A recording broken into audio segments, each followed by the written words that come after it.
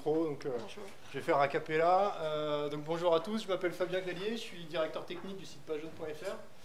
Donc je suis en charge de toutes les équipes techniques qui gèrent le site Page Jaune, donc développement, recettes, intégration, architecture et pilotage globalement. Donc bonjour, Estelle Sellos. Moi je suis pilote de 2 équipes qui travaillent sur le front de pagejaune.fr. L'objet de la présentation d'aujourd'hui, c'est de vous présenter ce qu'on a mis en place dans le cadre de la refonte de notre site pagejaune.fr, pour laquelle on a tout refait. On a tout redéveloppé, on a changé d'architecture, on a changé de process, on a changé d'organisation, on a changé d'outils. On a tout refait pour essayer d'avoir des outils, une organisation qui soit au plus proche de l'agilité et qui nous permette d'aller vers du continuous delivery et de la mise en production au quotidien. Et donc, aujourd'hui, là, on vous propose de présenter un peu ce qu'on a mis en place. Alors d'abord, pour pagejaune.fr, en quelques chiffres, on est le 5e site français en termes d'audience, donc site plutôt grand public. Ça représente 4 300 000 pages vues par jour, servies à chacun de nos utilisateurs. Ce qui est intéressant derrière ces chiffres-là, c'est les contraintes que ça amène en termes de disponibilité, en termes de mise en production, en termes de charge, en termes de navigateurs, parce qu'il faut qu'on adresse tous les navigateurs du marché et qu'on soit compatible sur l'ensemble des navigateurs du marché. Voilà. On a 50 développeurs à peu près pour les équipes front qui gèrent pagejaune.fr. C'est exploité par 20 personnes, 20 exploitants pour gérer ce site-là en production. L'ancien site représentait 350 000 lignes de code. Là, on en a un peu plus maintenant. Et pour tester ces 350 000 lignes de code, on avait 12 000 cas de tests fonctionnels, dont un tiers à peu près était automatisé. Donc environ 4 000 étaient automatisés sur les 12 000. Et puis, globalement, pour servir nos pages vues par jour, on a 840 serveurs en production, dont 200 virtualisés. Voilà. Pour donner un peu le panorama pagejaune.fr, le contexte dans lequel on se situe. Alors, pagejaune.fr, historiquement, c'était un tout qu'on envoyait en production en une seule fois. Donc on pouvait mettre en production à peu près toutes les 6 à 8 semaines en tuilant nos cycles. Mais pour ça, pour pouvoir mettre en production, on avait nécessité de synchroniser toutes les équipes agiles entre elles. C'est-à-dire qu'on avait des phases de développement qui étaient identiques pour toutes les équipes, des phases de mise au point qui étaient identiques. À la fin de la phase de développement, toutes les équipes devaient committer leurs évolutions. Si elles n'avaient pas fini, tant pis pour elles, elles revenaient 2 mois plus tard. Et puis dans la phase de mise au point, on intégrait, on faisait la recette des éléments qui a été développé pour les emmener tous ensemble en production. Tout le portail était interconnecté et on ne pouvait pas se livrer séparément en production. Donc du coup, les équipes étaient fortement contraintes par la technologie, par notre capacité de delivery dans leur cycle projet, dans leur capacité à aller faire du test and learn, à essayer à faire des petits incréments, etc. On était beaucoup piloté par la date va arriver, donc il faut que je commit le truc. Ou alors, je ne suis pas prêt et je reviendrai 2 mois plus tard. 2 mois, c'est énorme, surtout dans le monde du web dans lequel on est. Donc, cette situation n'était donc pas acceptable, donc on a décidé de refondre pagejaune.fr. Alors, d'où est-ce qu'on vient sur PageJaune ? D'abord, en 2007, la date importante en 2007, c'est on a fait le virage de migrer vers Java. Avant, on était sur des technologies CGI, anciennes technologies. Donc 2007, virage vers Java. 2009, mise en place de l'agilité en Scrum de Scrum. En 2012, on met en place des cycles de mise en production tuilés tous les 2 mois pour rythmer et cadencer les développements de chacune des équipes de développement. En 2013, on a mis en place une première intégration continue qui visait à automatiser le packaging et le déploiement des applications et puis à pouvoir jouer assez vite des tests automatiques, ce qui nous a permis de gagner 2 semaines globalement dans notre time to market et dans notre phase de mise au point. C'était pas suffisant. C'est-à-dire que nous, dans notre idée, on voulait faire comme les grands du web, c'est-à-dire mettre en production tous les jours. Et donc là, on était encore à une mise en production toutes les 6 semaines. Ce n'est pas du tout notre objectif.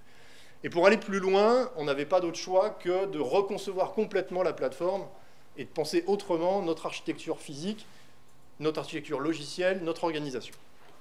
Et donc, en 2014, c'est le nouveau pagejaune.fr. Alors, ce nouveau pagejaune.fr, il s'articule, enfin, trois grands enjeux majeurs pour faire cette refonte. D'abord, le time to market et le time to repair. J'en ai parlé à l'instant. Avec la volonté, le postulat, c'est de dire la technologie n'est plus un frein à la mise en production. Quand l'équipe projet a envie de mettre en production, a besoin de délivrer, ça part en production, dès que c'est prêt. Et on n'est plus conditionné par la technologie, par le rythme cadencé, synchronisé de toutes les équipes pour pouvoir mettre en production. Donc la technologie n'est plus ce qui conditionne la mise en production. Deuxième axe, la réduction des coûts, évidemment, parce que ça nous coûtait très cher de gérer ce portail et de vouloir accélérer. Donc, 3 axes de réduction de coûts, automatiser à la fois le packaging, le déploiement, et automatiser également les tests. On avait commencé avec 30% du patrimoine. Pour mettre en prod tous les jours, il faut tout automatiser. Donc, automatiser au maximum. Deuxième axe, accélérer la maintenabilité des tests automatiques. C'était un vrai sujet sur l'ancien site. On avait un patrimoine de 4000 tests, mais on passait beaucoup de temps à maintenir ces tests. Et donc, ça nous coûtait très cher de maintenir ces tests automatiques. L'enjeu pour nous, c'était de simplifier cette maintenance et que ça nous coûte moins cher. Et puis, troisième axe, mieux cibler les impacts des évolutions sur notre patrimoine de tests. Encore une fois, dans l'ancien site, quand on faisait une évolution, il fallait attendre qu'on ait développé et qu'on ait intégré et qu'on ait joué la recette pour se rendre compte que, en fait, les tests étaient plus valables et qu'il fallait les faire évoluer. Donc là, l'enjeu, c'est d'être capable d'identifier quels vont être les tests qui vont changer selon l'évolution que je vais avoir à faire, donc d'anticiper et de faire évoluer les tests avant et pendant les développements. Et puis troisième axe, troisième enjeu, la qualité, améliorer la qualité globale de notre service. On était arrivé sur un patrimoine et sur un périmètre qui nous générait beaucoup d'anomalies et dont on avait de plus en plus de mal à maîtriser la complexité. Donc, premier axe, réduire le nombre d'anomalies détectées en production. Et puis, deuxième axe, définir une stratégie de test qui nous permettait de maximiser la qualité en mettant autant d'argent qu'avant et d'avoir une meilleure qualité.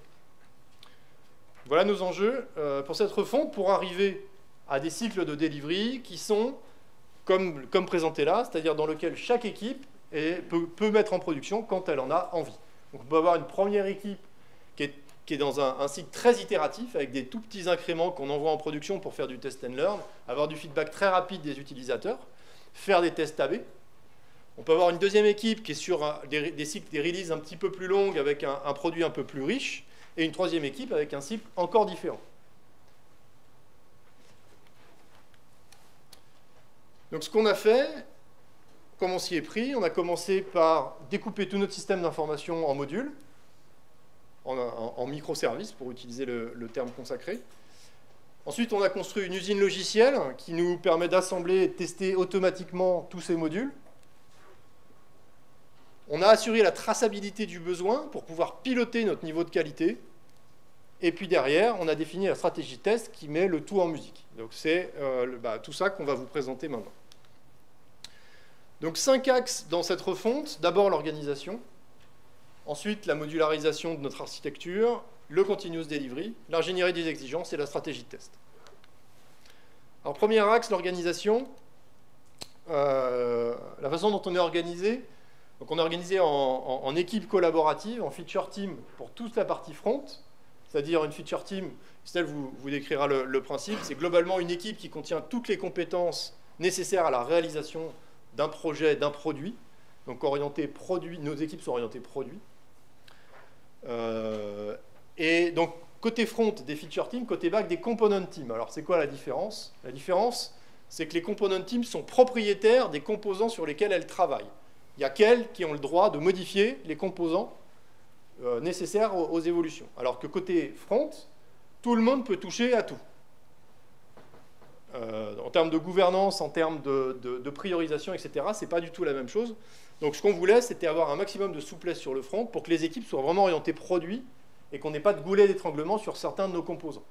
Donc, par contre, nos component teams côté back-office nécessitent vraiment de l'expertise très pointue sur un certain nombre de systèmes qu'on ne pouvait pas ventiler sur toutes nos équipes front. Donc du coup, on a ces deux axes, feature team sur le front, component team sur le back. Et puis en transverse, on a deux équipes, le delivery management, dont le rôle, c'est de coordonner l'ensemble et d'assurer le pilotage des mises en production et du suivi de la production. Et là, c'était Ops, qui est en charge d'effectuer les mises en production et de préparer le packaging, de suivre et de faire évoluer la plateforme de continuous delivery, etc. Donc si on zoome sur les équipes, les feature teams, donc les équipes qui travaillent sur le front de pagejaune.fr, donc comme le disait Fabien, ce sont des équipes pluridisciplinaires, c'est-à-dire dans chaque équipe, on a l'intégralité des intervenants qui permettent de prendre une fonctionnalité de sa conception à sa livraison. Donc le PO fait bien évidemment partie intégrante de l'équipe. Il communique de façon directe et quotidienne avec tous les membres de l'équipe, soit des intégrateurs, des recetteurs, des développeurs. Et on disait tout à l'heure, un de nos enjeux, c'était de réduire le TTM. Donc pour réduire le TTM, à un moment donné, il faut qu'on réduise le temps que l'on met à concevoir et livrer la fonctionnalité. Et pour nous, ça passait par une modification de la communication dans nos équipes. Notamment, et ce qu'on a mis en place et ce qui a permis de lever un certain nombre de barrières entre la métier et la technique, c'est une collaboration très en amont du PO avec le reste de l'équipe. C'est-à-dire que le PO, dès qu'il prend une fonctionnalité, dès qu'il commence à la réfléchir, il travaille tout de suite avec l'intégrateur HTML et le tech lead. Le tech lead qui est un développeur confirmé chez nous, de façon à construire en fait le produit ensemble.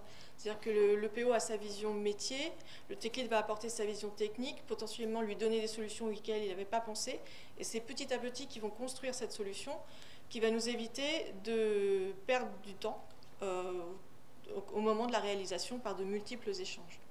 Donc on a vraiment une collaboration complète et quotidienne sur l'ensemble de cette équipe.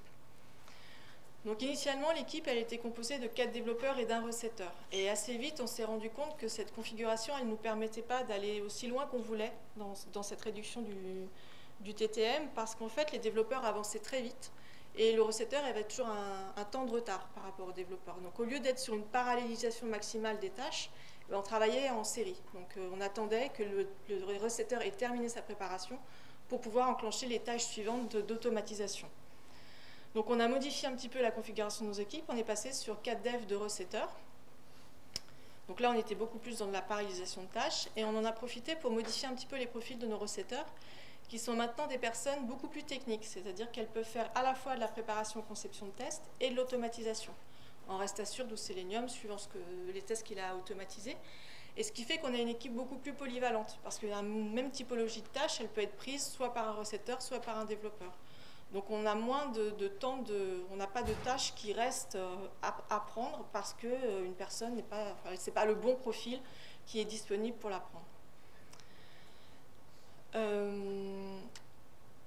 Donc ces équipes front, elles s'appuient, comme le disait Fabien, sur 2 équipes en transverse. Donc Ops, qui fait toute la partie intégration du portail et qui est l'interlocuteur privilégié avec l'exploitation.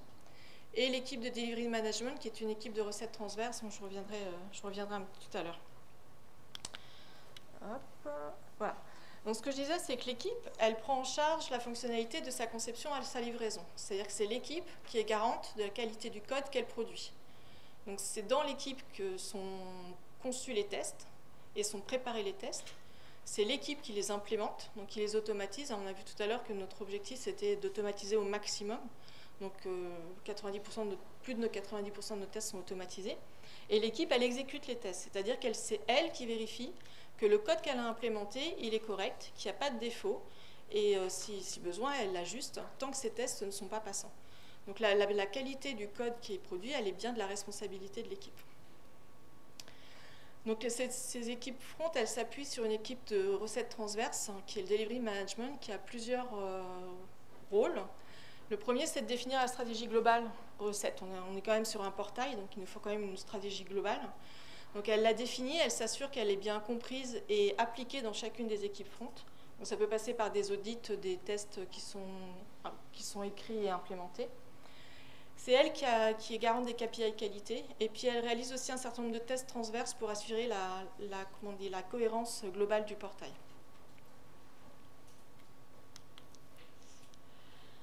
Alors, deuxième axe pour ce nouveau site pagejaune.fr, c'est la modularité. Donc, Fabien disait tout à l'heure qu'on a revu complètement l'architecture du site, qui est composée uniquement de modules. Ces modules sont autonomes, ils communiquent entre eux en REST. Et un module complet est composé de trois choses. Il est composé des exigences qui le définissent, donc ça peut être des exigences techniques et des exigences fonctionnelles, donc qui sont rédigées pour les techniques par le tech lead et pour les fonctionnelles par le PO. Le module, il comprend aussi l'intégralité du code, qui permet de mettre en place ces exigences, et aussi de l'intégralité des tests, donc techniques et fonctionnels, qui permettent de vérifier que le code est bien en adéquation avec les exigences qui ont été formulées. Et ce qui est important de voir, c'est qu'à tout moment, ce module il doit être cohérent. Donc à tout moment, on doit avoir une cohérence entre les exigences, le code et les tests. Donc au niveau de l'architecture, on est sur un site web, donc on a une première couche de présentation, IHM. Donc, ce sont des modules qui, eux, ne communiquent pas les uns avec les autres, mais qui communiquent avec les modules de la couche du dessous, qui sont les orchestrateurs, donc qui portent toute l'intelligence métier, et qui eux-mêmes peuvent discuter entre eux en REST, et des dialogues aussi avec les API en dessous, qui sont en lien avec les bases de données. Donc quand une équipe elle prend en charge une fonctionnalité, elle peut intervenir sur n'importe lequel module, de n'importe laquelle de ses couches. Un module ou plusieurs modules, pour les besoins de la mise en œuvre de sa fonctionnalité. Par contre, quand elle a fini de faire ses développements, ce qu'il faut bien qu'elle s'assure, c'est que tous les modules sur lesquels elle est intervenue sont bien restés cohérents en termes de code, exigences, tests. Donc, une fois qu'elle est terminée, elle push son module dans la chaîne de continuous delivery et le module va poursuivre sa vie. Alors la chaîne de continuous delivery qu'on a imaginée, elle est constituée de 4 étapes. Donc sur ce schéma-là, les modules ils rentrent à gauche ici, là.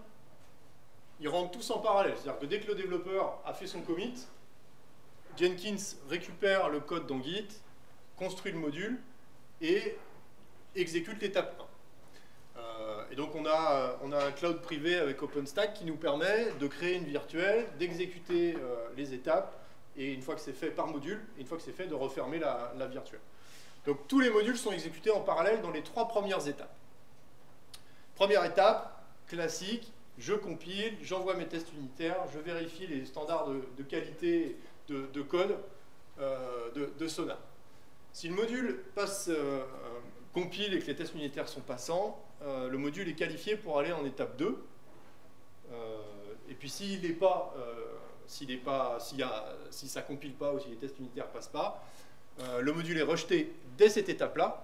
Et le développeur est informé, le dernier développeur à avoir commité, pardon, est informé du rejet du module et du test qui n'est pas passé. L'idée là-dedans, c'est que le développeur ait un feedback le plus rapide possible sur le moment où le module n'est pas passé. Donc s'il a passé l'étape 1, on l'envoie en étape 2A, dans lequel là on va exécuter les tests d'intégration et des tests de performance du module. Donc on est toujours sur ces 3 premières étapes, on est par module. Et puis, s'il passe l'étape 2A, il passe en étape 2B, où là, on a le gros patrimoine de tests fonctionnels qu'on va passer, qui peut être soit en Selenium pour tous les modules front office, soit en Rest Assured pour les orchestrateurs et les API. Si le module a passé ces 3 premières étapes, ça veut dire que le module, unitairement, il est viable. Il a des tests qui sont conformes aux exigences et un niveau de qualité qui est suffisant pour partir en production.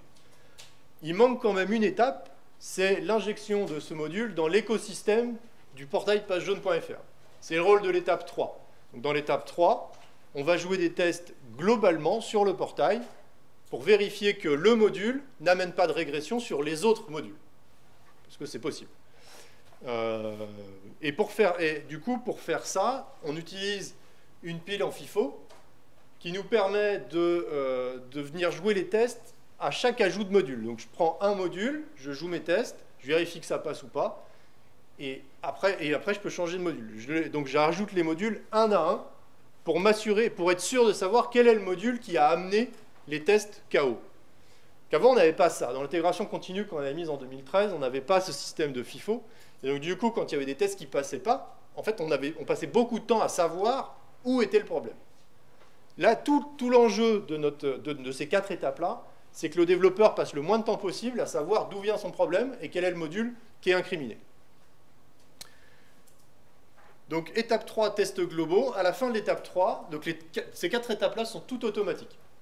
À la fin de l'étape 3, le module il est du coup valide pour partir en production. Il manque une étape qui est à l'heure actuelle manuelle, qui intègre des tests manuels, qui a quelques tests qu'on ne sait pas encore automatisés, et des tests visuels. Globalement, est-ce qu'il y a des décalages, est-ce que voilà, des tests humains de l'œil humain. Cette étape-là, actuellement, nous prend une demi-journée à peu près. Et donc, c'est à l'issue de la validation de cette étape 3 bis qu'on peut envoyer les modules en production.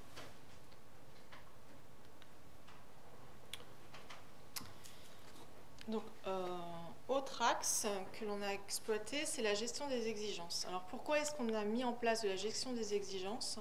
On est parti de 2 constats sur l'ancien site Vintage. Le premier, c'est que quand on avait une demande de changement qui nous arrivait, il était très difficile de définir précisément quel était l'impact de ce changement sur le système d'information, que ce soit en termes de criticité, de coût ou de délai.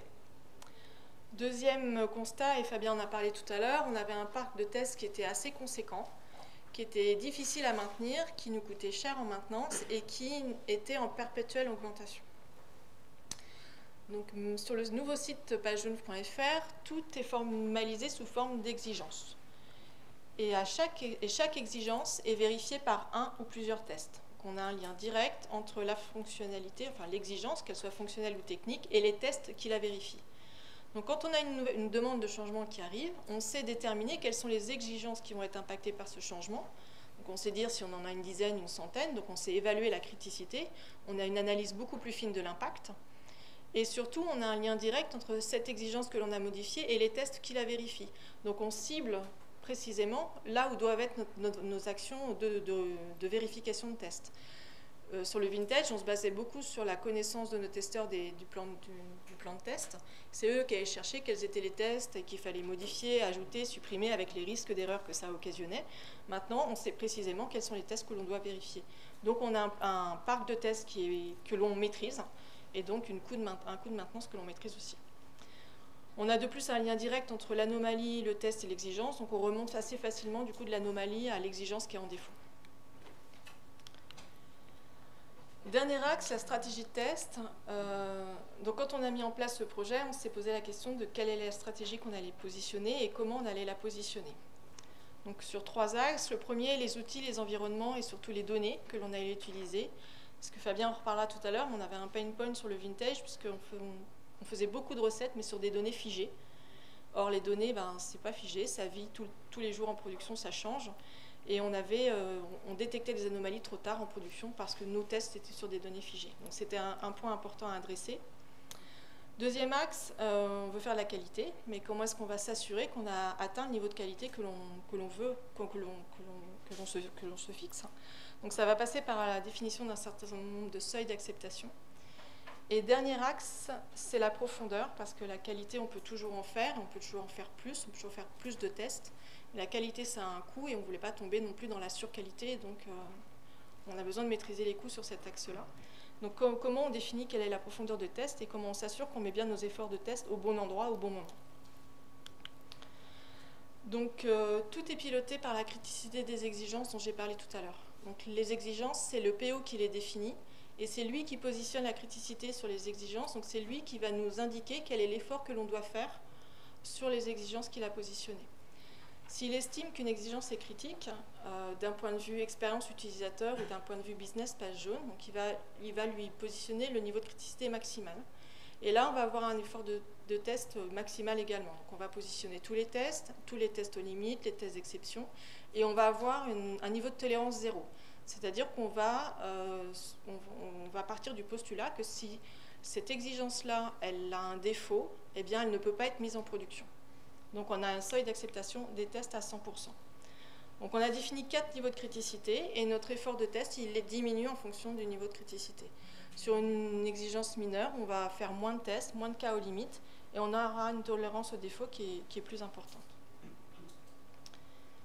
Donc c'est ça qu'on va retrouver dans la chaîne de continuous delivery dont Fabien parlait tout à l'heure. Donc moi je vais juste zoomer sur les étapes 2A, 2B, où là on va exécuter les tests techniques et fonctionnels du module. Donc les tests techniques d'intégration et de perf. où là, on a une exigence maximale, c'est-à-dire qu'il faut que tous ces tests soient passants pour que le module soit jugé conforme techniquement à la mise en production. Si c'est le cas, il continue. Là, on exécute les tests fonctionnels et on adopte les seuils que l'on s'est positionnés. Un petit exemple sur cette étape 2B, donc si je prends un module, donc il y a un certain nombre d'exigences, donc on voit déjà qu'on a une cohérence entre la criticité des tests et des exigences. Ce module passe dans la chaîne, on joue les tests et à la fin de l'étape 2A, on se rend compte qu'on n'a atteint que 66% des tests passants pour l'étape critique. Ce n'est pas conforme au seuil qu'on s'était fixé pour atteindre le niveau de qualité qu'on voulait. Donc le module est rejeté. La dernière équipe qui est intervenue sur le module, elle est notifiée, elle le reprend en charge, elle modifie le code, modifie les tests et elle repasse dans la chaîne. C'est seulement quand on aura atteint ces différents tests d'acceptation que le module il sera jugé apte pour la mise en production, apte fonctionnellement pour la mise en production.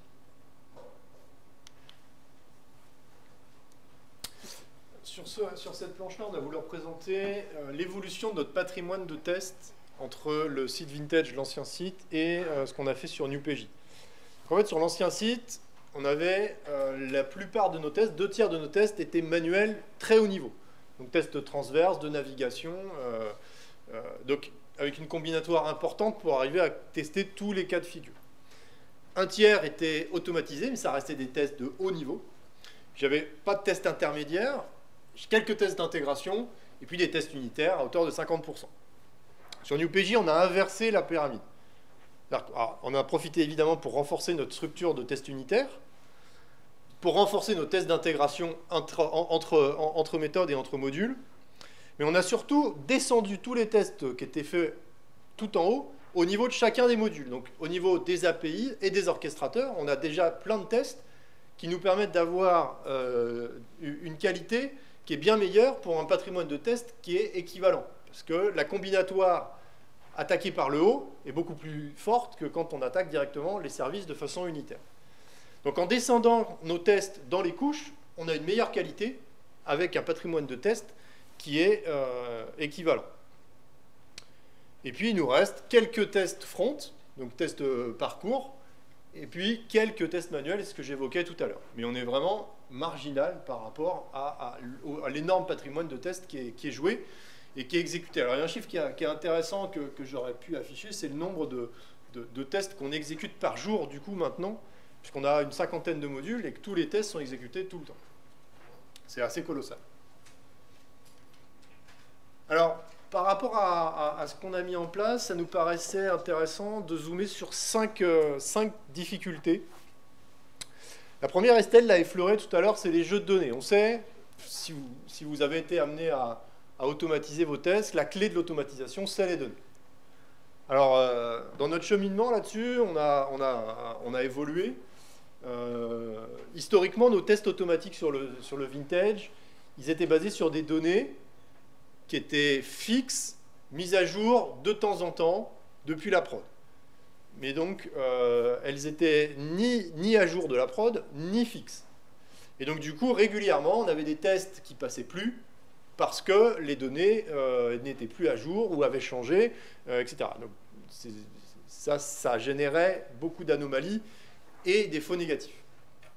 Donc ça, c'est pas satisfaisant. Après, on s'est dit, sur l'intégration continue en 2013, on s'est dit, bon, on va figer nos données, ce qui va nous permettre que nos tests, quand ils vont planter, ce ne sera pas la faute des données. Donc ça marche bien, en intégration.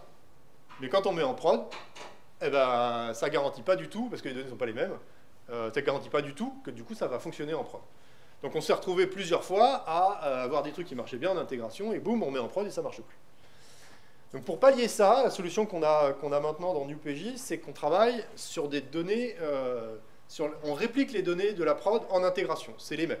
On a le flux qui met à jour les données de prod, met à jour aussi en même temps les données d'intégration. Et plutôt que d'avoir des données fixes dans les jeux de test, on a des jeux de données, on fait des requêtes dynamiques pour aller chercher la donnée dans nos bases. C'est-à-dire, on a mis en place un Elasticsearch qui nous permet de récupérer le type de données dont on a besoin et on vient injecter cette donnée-là dans le test qu'on exécute. Ce qui nous permet à la fois d'être à jour dans les données et que quand la donnée change, bah, du coup, la requête retourne une donnée différente et le test continue à passer. Deuxième axe, c'est la surqualité. C'est quelque chose sur lequel moi je suis très vigilant parce que on a très vite fait de dépenser beaucoup d'argent dans la qualité pour un retour sur investissement qui n'est pas forcément évident. Donc il faut savoir mettre le curseur au bon endroit et s'arrêter au bon moment de est-ce que plus de qualité va m'amener autant de valeur que ce que je vais dépenser pour l'avoir. Donc la discussion, elle est à la fois sur la profondeur de test, etc. Donc ça, c'est pour ça qu'on a mis les criticités à la fois sur les exigences et à la fois sur les tests. Et après, il y a la question de est-ce qu'il faut que je continue à générer des anomalies mineures que je ne corrigerai jamais? Est-ce qu'il faut du coup que je spécifie des exigences mineures? Parce que si elles ne sont pas remplies, ce ne sera pas grave, je ne les corrigerai pas. Donc ça amène un vrai sujet autour de la granularité, la qualité, la profondeur de test, etc. Donc là, c'est un combat de tous les instants. Hein. La solution, je ne l'ai pas, mais c'est un vrai point de vigilance parce qu'on a très très vite fait de tout automatiser et d'avoir une énorme batterie de tests qui coûte une fortune à maintenir. Troisième axe, un sujet qui nous a bien fait suer, c'est les faux négatifs. J'ai parlé des faux négatifs sur la partie test automatique.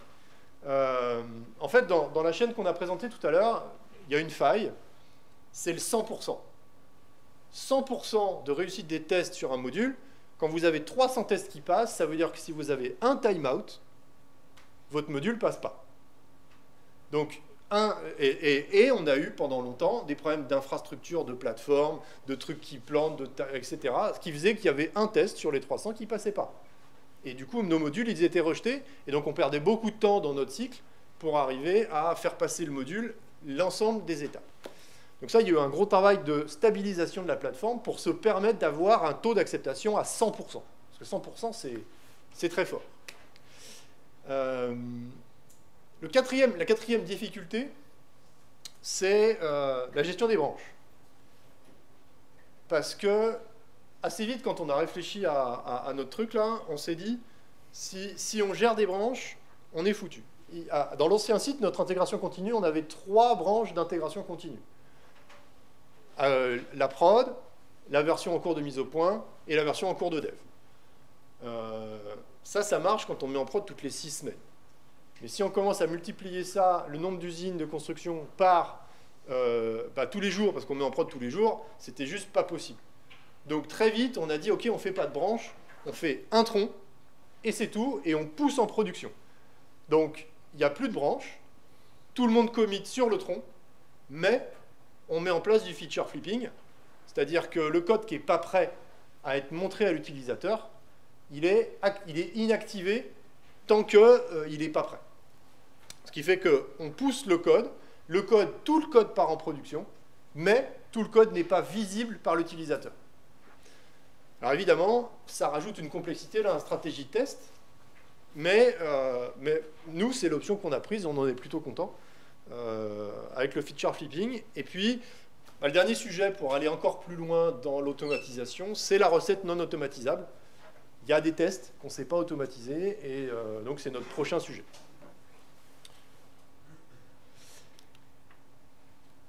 Ma conclusion, c'est qu'on est passé de une version par mois à actuellement une version par semaine. Alors, c'est pas tout à fait exact, on est même à plusieurs par semaine. La semaine dernière, on a fait 3. On n'est pas encore au delivery quotidien, ce qui est notre but, mais on est en bonne voie. Qu'on a un vrai gain sur la qualité à coût constant, avec le ciblage des tests et la maîtrise de la couverture des exigences par les tests. Et puis, deux métriques, alors, qui sont à prendre avec des pincettes, parce que ça fait 6 mois qu'on est sorti, donc on n'a encore pas énormément de recul sur le sujet. Mais on a quand même des premiers retours qui sont extrêmement positifs. On a divisé par 2 le nombre d'incidents détectés en production. Et on a divisé par 2 le temps nécessaire à les corriger. Donc si on fait la multiplication, ça veut dire qu'on a divisé par 4 notre coût de maintenance de production. Donc ça, c'est quand même significatif. Et puis, on a amélioré notre productivité globale à travers l'automatisation de tout notre processus de construction et d'exécution. Et puis, on a amélioré l'analyse de nos résultats, de nos tests automatiques, à travers le découpage de nos étapes de la chaîne de continuous delivery. Et ça, tout ça, c'est du gain de temps pour les développements. Et puis, on a la traçabilité de notre besoin et la maîtrise des impacts, des évolutions fonctionnelles sur les exigences, les tests, le code. Donc, on maîtrise mieux les impacts de ce qu'on fait. La suite de l'histoire, pour aller jusqu'au delivery quotidien, il y a plusieurs choses qu'on a dans les tuyaux. L'automatisation jusqu'à la prod, parce qu'actuellement, on automatise en intégration. On crée les packages, mais derrière, il y a des actions pour déployer jusqu'en production. Rien ne nous empêche techniquement d'aller faire ça, d'aller déployer jusqu'en prod et d'ouvrir du trafic de façon automatique. C'est notre prochain sujet. On n'y est pas encore, ça pose un certain nombre de questions, mais globalement, on travaille dessus et ce sera probablement une réalité en 2016. Il y a aussi un élément, c'est le responsive design. Alors, j'ai marqué DevOps sur l'aspect organisationnel, c'est-à-dire qu'il y a des synergies à trouver, il faut qu'on se rapproche encore plus des exploitants pour les intégrer plus en amont. Il y a aussi ça dans l'automatisation jusqu'à la production, parce que eux, ça change leur métier d'exploitant. Le responsive design, parce que le site qu'on a fait, il est conçu pour être responsive design. On a ouvert que la version desktop pour l'instant, parce que il fallait derrière une stratégie test mobile et enrichir le continuous delivery avec des tests mobiles. Donc ça, c'est en cours. On va sortir la version mobile très bientôt. On démarre la mise en production la semaine prochaine.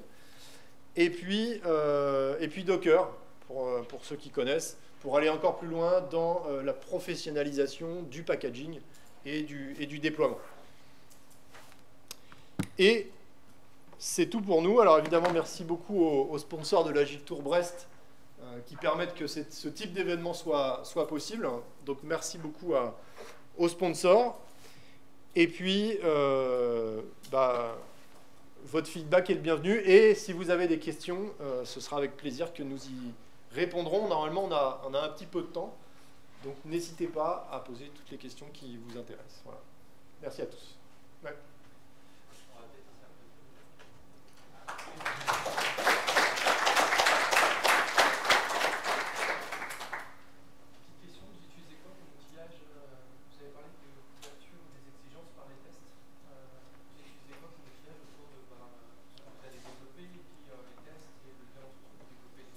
Alors, l'outil qu'on utilise pour gérer nos exigences et nos tests, c'est Polarion. C'est là qu'on stocke. Et après, on a développé des plugins qui récupèrent les données de Polarion et qui sont utilisés par Jenkins. Donc on a développé un plugin qui calcule les métriques qu'on a vues là.